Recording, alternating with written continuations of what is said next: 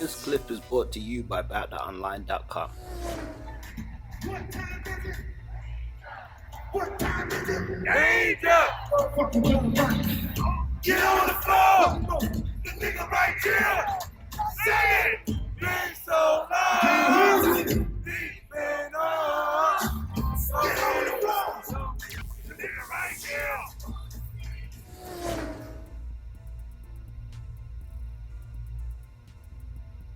So Mystikal was born Michael Lawrence Tyler on the 22nd of September 1970, and he grew up in New Orleans, Louisiana's 12th ward.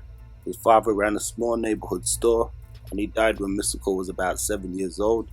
He attended Cohen High School, and afterwards he joined the United States Army as a combat engineer, and he was an aspiring rapper back in the days, opening up for people like Run DMC, Dougie Fresh at an outdoor concert at the Trade Center. And at this point, Leroy Precise Edwards, the house producer for Big Boy Records, was in the audience, and he granted Mystikal a contract. So his early career kicked off in 1994 to 1996 with Big Boy Records, and his debut album Mystikal was released, and the album was one of Big Boy's most successful albums and gained major success for Mystikal. In 1995, he found himself involved in a conflict with fellow New Orleans rappers signed to Cash Money, UNLV, and also the Bee Gees, and they dissed him on tracks like Drag 'Em in the River and F Big Boy by the Bee Gees, and he struck back with Back from the River, Beware, and Here I Go, which was on his second album by the Mystikal.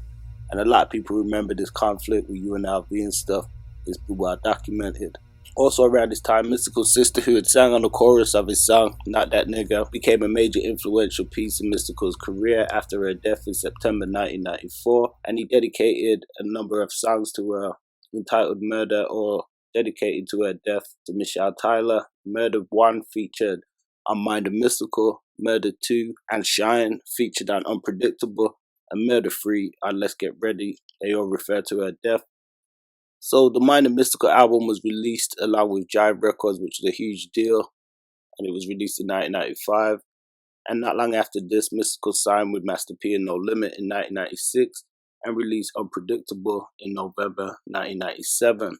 He was a huge staple at No Limit, one of the top ranking soldiers, appeared on many of the albums and releases from 1997 all the way to the millennium.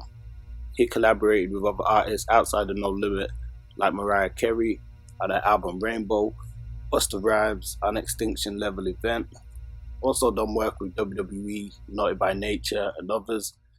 He released Ghetto Fabulous with No Limit, and that was his last official album with the label, and he soon parted ways. So even though Let's Get Ready was advertised initially as No Limit, it went on to be his album after leaving No Limit, which was released in 2000, and had the hit singles Danger, Been So Long, which featured Nivea, really helped push her career forward and stuff as well. Dope singles with Pharrell. It was really at this point that Mystikal was set to become a bigger star than he was with No Limit. He had his hit songs, Shake the Ass, which was widely popular, featured in a lot of movies, soundtracks, and things of that nature. His most successful solo release. So at this point, everybody seen Mystikal really tipped to be going to a next level. So after this, in 2001 with the album Tarantula, which had the hit single Bouncing Back, and it featured, Mystikal's style that had gone to a next level like a James Brown. And it also had, a lot of the jazz and swing elements he was known for included. And he was nominated for a Grammy Award for Best Male Rap Solo Performance the same year that was released, and he was also nominated for a Grammy Award for Best Rap Album in 2003. So Mystikal was also featured on a hit single by Ludacris, Move Bitch, and also Lil Jon's I Don't Give a What with Crazy Bone in 2002, and he was killing it at that time. But we do know often as things go up, there's also a downslope. So Mystikal's career would unfortunately be marred with some controversy. We also mentioned earlier that on his 24th birthday, Mystikal found his sister lying dead in her bedroom, having been stabbed and strangled by her boyfriend at the time, a guy called Damian Neville, who was charged with the murder but later was acquitted due to lack of evidence and a recanted confession. Now we know Mystikal rapped about this a lot in his music, and things like this will certainly take its toll on anybody. And sadly, in June 2003, Mystikal pleaded guilty to sexual battery and extortion charges. And on January 15, 2004, Mystikal was sentenced to 6 years in state prison after pleading guilty to sexually assaulting a hairstylist. And they claimed that the rapper and 2 bodyguards had forced the woman to perform some kind of acts on her and accused her of stealing $80,000 in checks. So as part of the plea bargain deal, they were all subsequently sent down to do some time. But Mystikal would be released from prison. On February the 16th, 2010, Mystikal had his first track since he was released from prison, which was an underground track with Fiend entitled I Don't Like You. A few weeks later, he featured with Lloyd on a track called Set Me Free. And everybody was anticipating what Mystikal was going to do next. And he stated in an early interview he was obligated to do some stuff with Jive Records for one more album.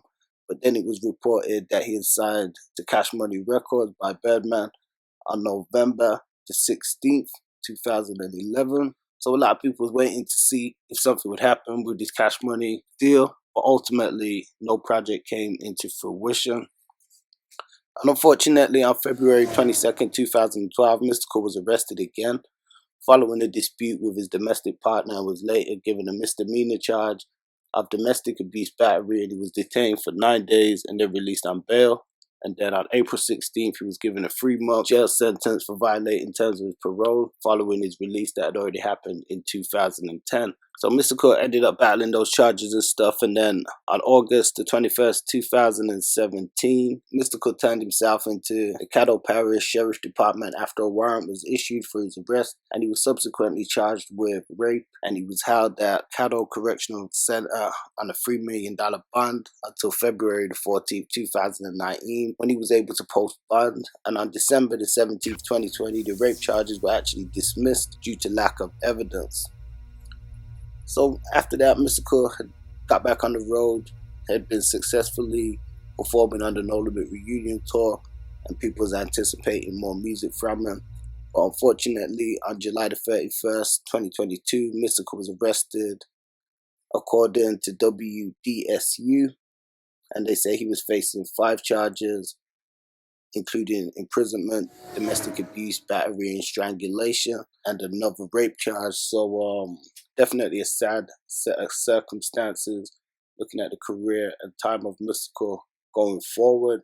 We don't know what will happen, but all anybody can do is pray for those affected in these circumstances and pray for Mystikal. Yeah, so Mystikal's career, as we can see, was continually marred by controversy and stuff. Some people have spoken and said that they feel he was never the same since the passing of his sister. Definitely an unfortunate circumstance for a Grammy Award nominated artist and such a successful artist from a lot of people's childhood and teenhood to be hearing these things and seeing these things unfolding what have nowadays. So we can just only pray for the best. Now, we're not condemning Mystikal, and some say there are multiple sides to every story. You know, let us know what you guys think in the comments. Do you feel Mystikal has thrown his career away? Do you feel he's just been affected by circumstances? Some say that the judicial system has been unfairly tough on him. Do let us know your thoughts in the comments down below. Thank you guys for watching, and take care. Peace.